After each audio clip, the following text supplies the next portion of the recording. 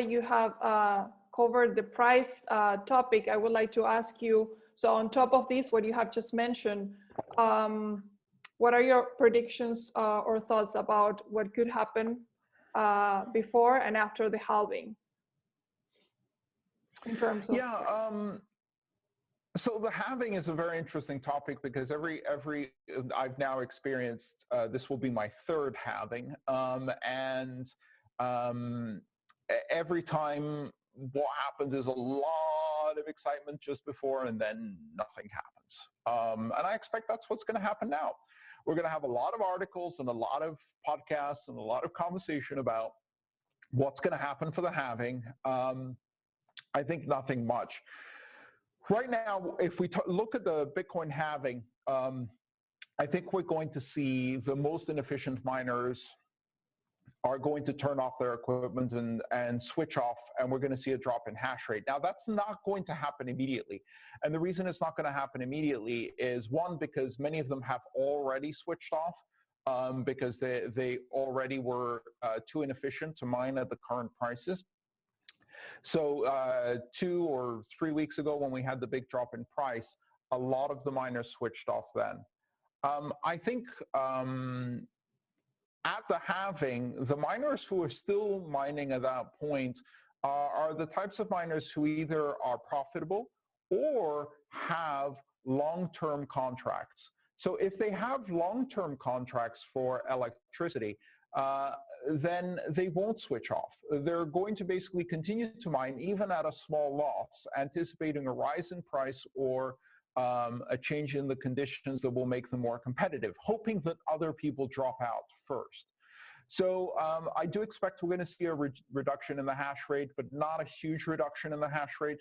And I think nothing much is going to happen.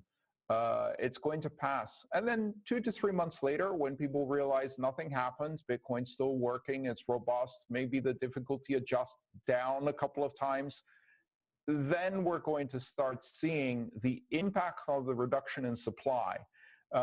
Because the halving, the main thing it does is it causes a reduction in the supply of Bitcoin in the markets, and that puts a lot of pressure on buyers to increase their bid price. So I do expect that's going to have pressure on the price. Here's the thing we're not talking about, Catalina. You didn't ask me about this, but I'm going to drop it in there because I think this is a much more interesting conversation. Bitcoin Cash had its halving already. Yeah. And I think Bitcoin Satoshi Vision is also due for a halving now, early. And the reason they're early is because they've mined more blocks, especially Bitcoin Cash.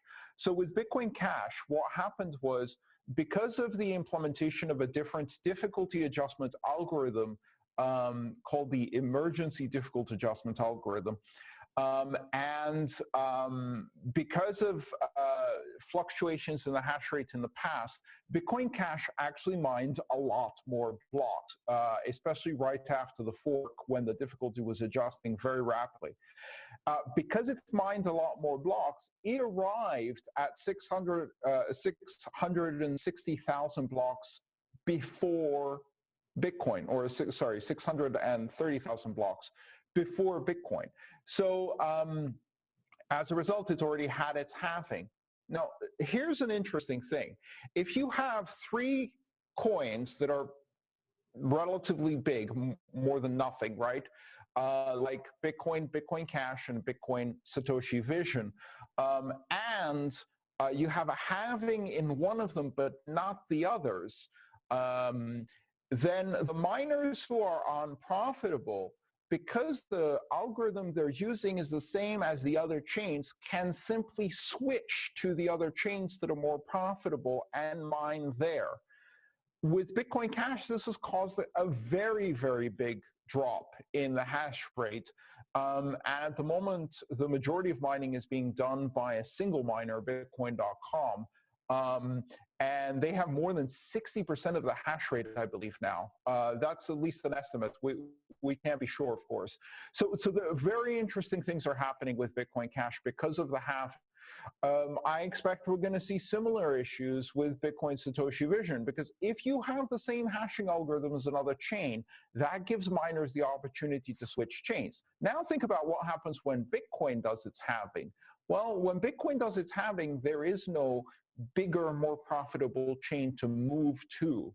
So miners who are unprofitable at the Bitcoin halving, who are mining Bitcoin, they have two choices: mine at a lower profit or no profit, or turn off your equipment. Whereas miners on Bitcoin Cash and Bitcoin Satoshi Vision have three choices: keep mining without profit, turn off your equipment, or move to mine the other coin. That's a choice that they don't have when they're on Bitcoin. And this creates a very interesting dynamic. I think we're going to see some very, very big moves in the hash rates of Bitcoin Cash and Bitcoin Satoshi Vision. And it could have very dramatic effects on the price and the security levels of those forks vis-a-vis Bitcoin, where Bitcoin miners don't really have a bigger coin to move to.